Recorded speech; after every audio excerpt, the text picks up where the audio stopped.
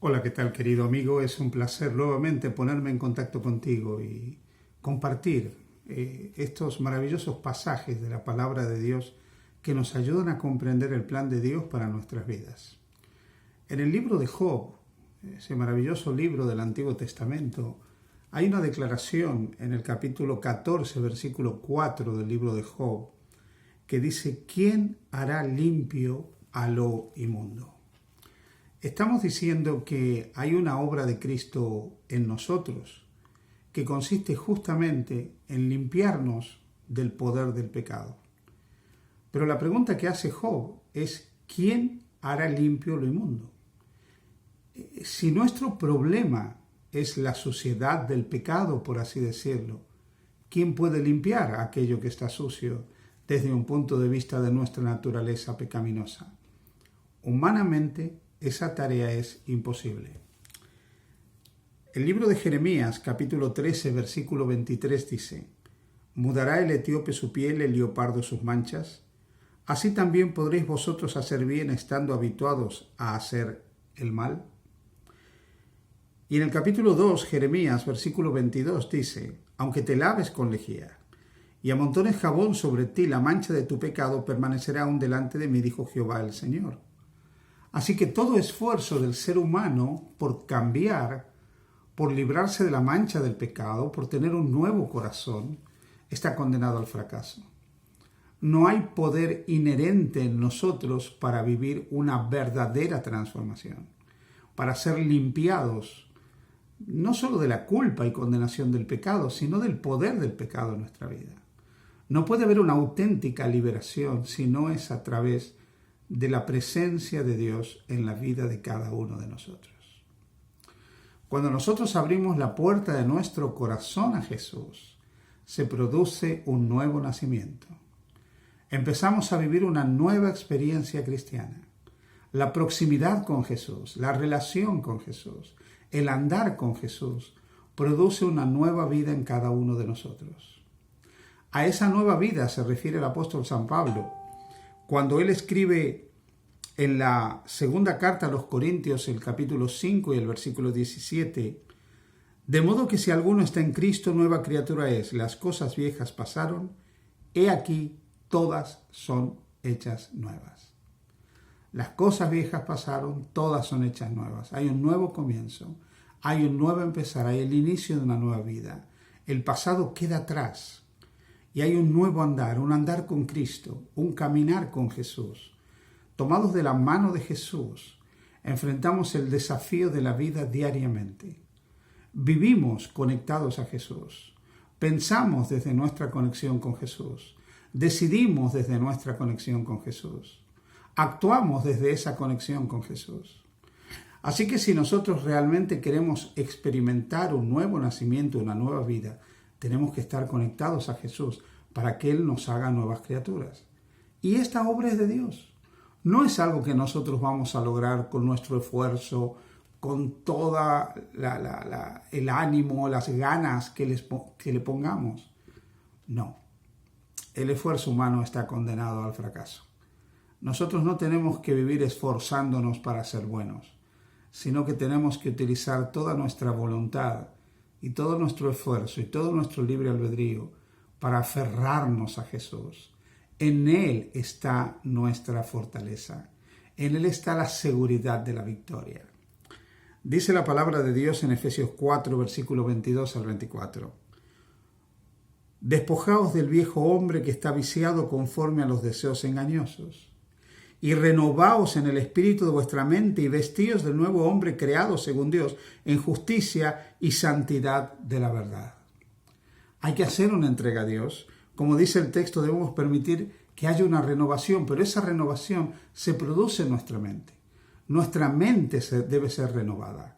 La presencia de Dios en nuestra mente crea una nueva dimensión de la existencia, una nueva dimensión de la vida, un nuevo andar, un nuevo pensar, un nuevo decidir. Es en la mente donde se da la batalla de la santificación. Es en nuestra mente donde se da la batalla de la consagración. Es ahí donde se decide el conflicto personal de cada uno de nosotros. Porque o bien ponemos nuestra mente bajo el señorío de Cristo o dejamos que nuestra mente sea la que dirige completamente nuestras vidas? Cuando la Biblia dice, y lo hemos leído en Jeremías, engañoso es el corazón, se está refiriendo al interior del ser humano, al asiento de los pensamientos. Los antiguos entendían que el corazón era el lugar de los pensamientos. Hoy sabemos que nuestro corazón tiene que ver también con nuestra manera de sentir. Pero lo interesante es que nuestro interior es el que decide exteriormente lo que va a ocurrir en nuestra vida. La batalla, por lo tanto, es en nuestra mente, donde nosotros pensamos, donde nosotros elegimos, donde nosotros decidimos. Es ahí donde Dios quiere actuar. La mente es el único órgano a través del cual Dios puede comunicarse con nosotros. Y debemos poner esa mente en sujeción a Cristo. Cuando nosotros permitimos esa renovación de nuestra mente, dice la palabra de Dios que experimentamos un andar en justicia y en santidad, en el marco de la verdad que Dios nos ha revelado.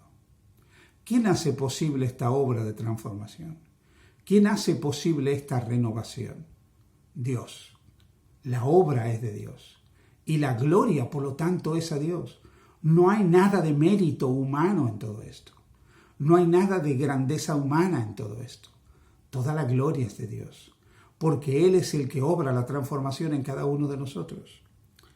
La palabra de Dios dice en el libro del profeta Ezequiel, capítulo 11, versículos 19 y 20, «Y les daré un corazón nuevo, y un espíritu nuevo pondré dentro de ellos, y quitaré el corazón de piedra de en medio de su carne, y les daré un corazón de carne para que anden en mis ordenanzas, y guarden mis decretos, y los cumplan, y me sean por pueblo, y yo sea a ellos por Dios». Nota, querido amigo, querido hermano, lo que dice aquí la Escritura. Dios en su palabra dice, yo les daré un corazón, yo les daré un espíritu nuevo, yo pondré dentro de ellos ese corazón, yo quitaré el corazón de piedra, yo les daré un nuevo corazón, yo haré que ellos anden en mis caminos, que ellos cumplan mis estatutos, que ellos pongan por obra mi voluntad. Es Dios el que obra en nosotros el querer como el hacer por su buena voluntad. Es Dios el que hace toda esa obra de transformación en nuestras vidas. Más adelante, Ezequiel, en el capítulo 36, versículos 26 y 27, dice, «Pondré dentro de vosotros mi espíritu, y haré que andéis en mis estatutos y guardéis mis preceptos, y los pongáis por obras». Queridos hermanos, queridos amigos, esto es maravilloso. Dios nos está prometiendo poner su Espíritu dentro de nosotros. Enviar al Espíritu Santo, el representante de Cristo en la tierra, el auténtico vicario de Cristo en la tierra, y a través de la obra del Espíritu Santo llevarnos a una vida de lealtad, a una vida de fidelidad, a una vida de obediencia a su voluntad. Es Dios el que hace esa obra. El Espíritu Santo viene a nosotros. Y el Espíritu no solo nos convence de pecado, de justicia y de juicio para que recibamos el perdón de nuestros pecados, sino que nos da el poder para vivir la vida que Dios anhela que nosotros vivamos. Cuando en los principios de la historia del cristianismo se debatía si los nuevos cristianos tenían que volverse primero judíos y guardar la ley de Moisés, o no podían ser cristianos y no podían ser salvos, San Pablo expresó algo que es sumamente importante. En la carta a los Gálatas, capítulo 6, versículo 15, dice, «Porque en Cristo Jesús ni la circuncisión vale nada, ni la incircuncisión, sino una nueva creación». En los orígenes del cristianismo, algunos creían que había que practicar una serie de ritos y de formas heredados del judaísmo para alcanzar la salvación. Pero lo que Pablo está diciendo, que ser circuncidado, o sea, cumplir los ritos y las formas del pueblo de Israel, o ser incircunciso, ser un gentil, no hacía nada para la salvación. El origen, la raza, los ritos, no nos dan salvación. Pero si nosotros experimentamos una nueva creación, porque hemos puesto nuestra fe en Cristo Jesús, esto es lo verdaderamente significativo. Así que lo importante no son las formas externas, no son los cambios externos que se puedan producir en nosotros, sino lo que internamente ocurre, lo que interiormente se produce.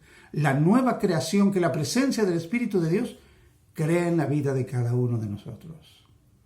Así que hoy tú y yo tenemos la oportunidad de abrir las puertas de nuestros corazones a Dios, para que su Espíritu venga a nosotros y para que Él nos haga nuevas criaturas. Que el Señor te bendiga y tengas un maravilloso día con Jesús.